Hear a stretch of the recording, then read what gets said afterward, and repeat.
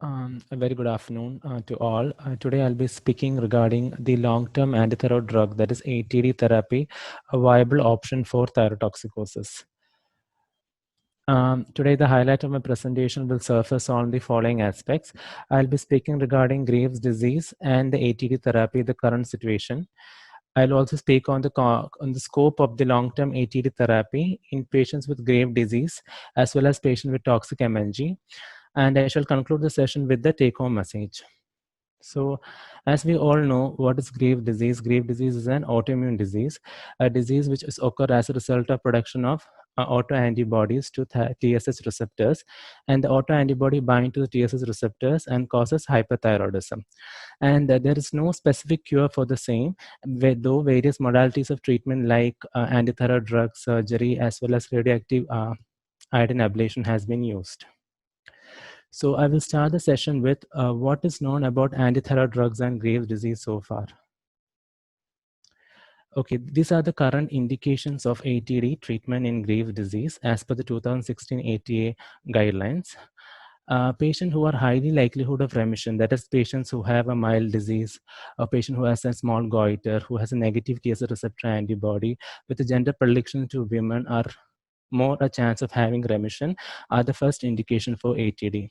Apart from that, patient who's pregnant, elderly patient who surgery cannot be done, patient who has an operated or irradiated neck, patient who has an active or a moderate or severe Graves' orbitopathy, or patient who requires a rapid biochemical disease control are the indication of ATD according to the ATA guidelines of 2016. And the primary drug therapy that has been used in these patients are methimazole or the drug formulation carbimazole. But in specific indications, we use PTU, like in first trimester of pregnancy, where PTU is considered to be fetal friendly compared to methimazole, or in patient whose intolerance to methimazole, PTU can also be used. And the standard duration of therapy for Graves' disease is 12 to 18 months in adults, and in children is from 12 to 24 months. And the absolute contraindication for using ATD in clinical practice is that if any patient who had previous history or a documented evidence of a major adversity, like a granulocytosis, hepatotoxicity, or a vasculitis. Now, in the major issue that we confront in patients on Graves' disease while using ATD is this relapse rate. It has been seen that patient, especially in adult patient, the remission rate while we use an ATD for 12 to 18 months is around 40 to 50%. Now, in children, the remission rate is a little more lower. It's about 30% if we use ATD for a period of 24 months.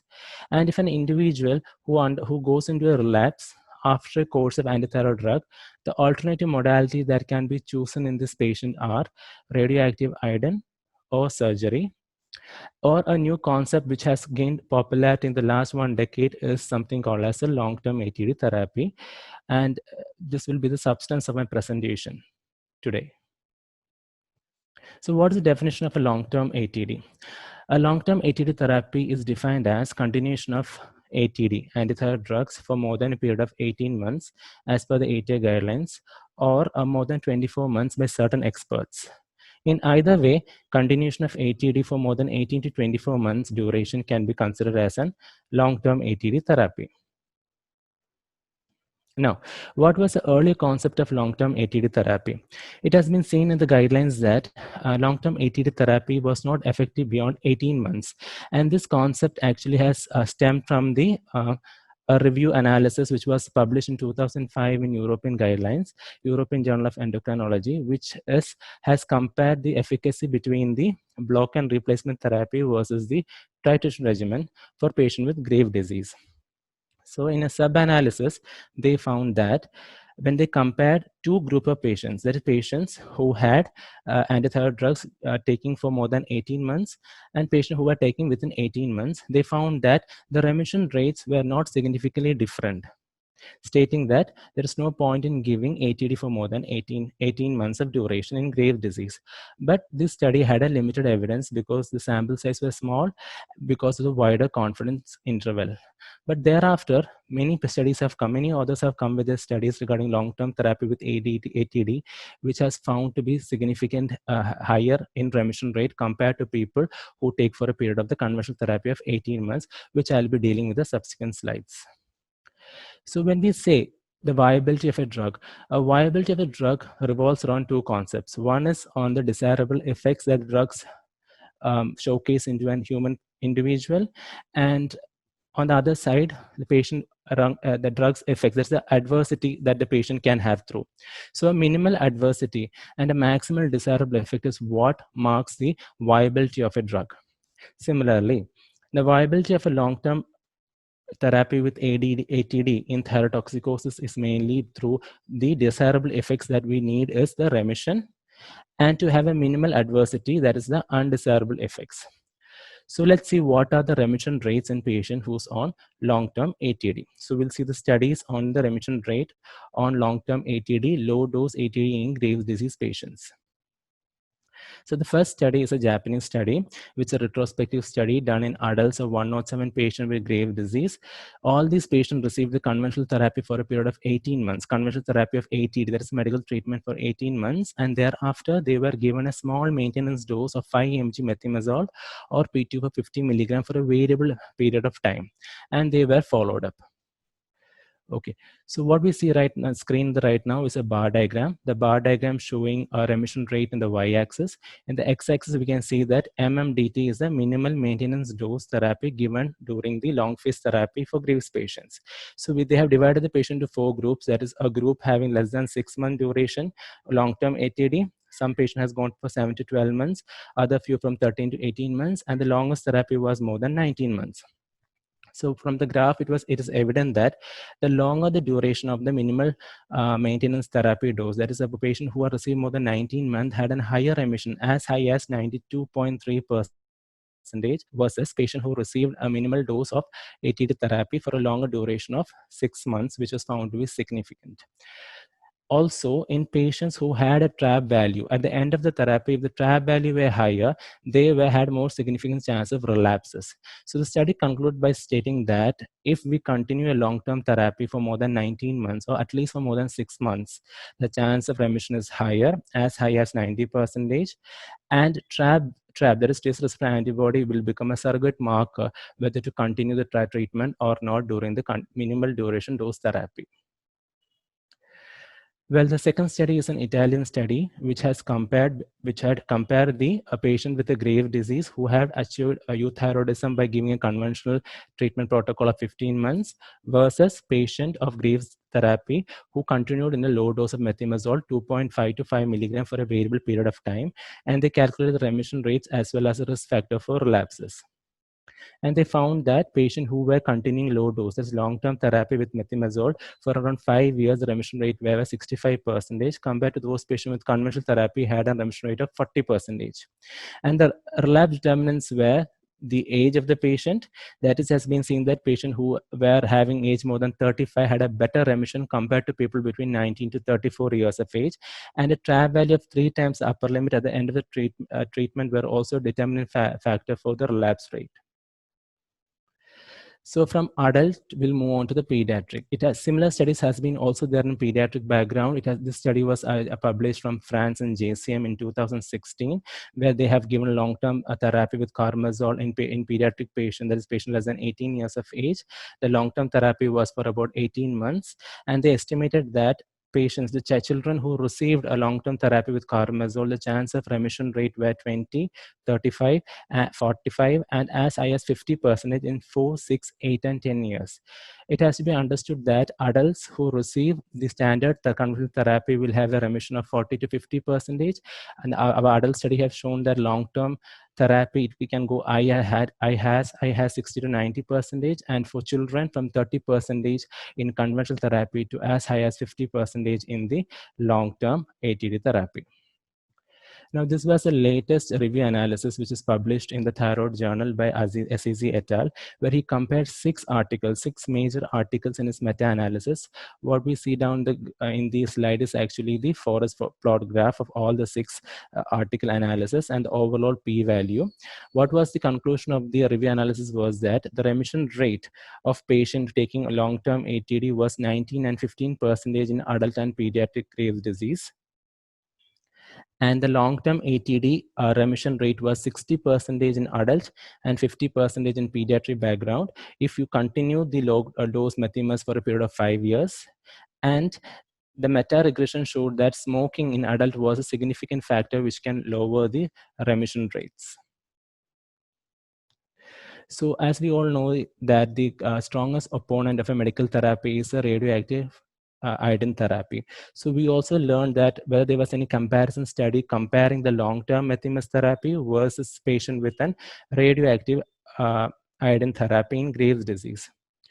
So we found two such studies, and this study was actually the patient who was enrolled in the study were patients who were having Graves' disease who had relapsed after a course of antithyroid drugs, and this patient were non-randomized into two arms. One arm patient received low dose methemas for a period of around 5 years, and the other group had a radioactive ablation followed by thyroxine replacement. So in a 7-year follow-up study, what they found was that patient who had a radioactive ablation had more thyroid dysfunction, like an overt or subclinical hypothyroidism. The chances of worsening of a grave orbitopathy was much higher in patients with radioactive ablation. There was a progression of patient from mild GO to moderate and severe, and there was genesis of a new onset of Graves orbitopathy, which was present in 1/3 of the total amount of patients. As well as patient also had an unexplained weight gain, maybe a part of thyroid dysfunction as such. The second study was an Iranian study, which was the duration of study was around 14 years. And they also found that patient who had radioactive ablation, who received radioactive ablation compared to methemas group had a higher level of subclinical hypothyroidism, hypertriglyceridemia. They had more lower scores of neuropsychological testing like intelligence and memory. They had more cardiac dysfunction and lower BMD. So just to summarize all the studies which I have talked regarding Graves' disease is that, just for the better understanding, the remission rate in adults varied from 60 to 90% with long-term ATD therapy. If an ATD is given from 18 months to 5 years, children's remission rate was as high as 50 years, and longer duration of low-dose methemas translate to better remission. Clinical determinants that can modulate the remission rates were smoking and TRAb. And it has been seen that in some domains, specifically with regard to quality of life, thyroid profile, metabolic parameters, cardiac function, and Graves orbitopathy, and even in cost, usually the long-term therapy with ATD is superior to radioactive iodine ablation. Okay. So we have seen the remission rate. We have found that the remission rate in these patients are higher compared to the conventional therapy. Now we'll come to the what were the undesirable effects on long-term therapy with ATD in Graves patient. As we all know, is that what really makes us afraid or fear is the major reaction, though very rare, but maybe devastating. And these include agranulocytosis and hepatic injury. Both usually occurs during a period of 100 days in case of agranulocytosis, and hepatic injury usually occurs in a median period of around 200 days. And so usually these adverse effects occurs usually in the first 3 to 6 months of time when we start treatment, and these are dose related. So when we come to the long-term therapy, during long-term therapy we usually use a very small dose of ATD. So it is, since these adverse effects are usually dose related, unlikely that the patient during the long-term effects can have these major reactions.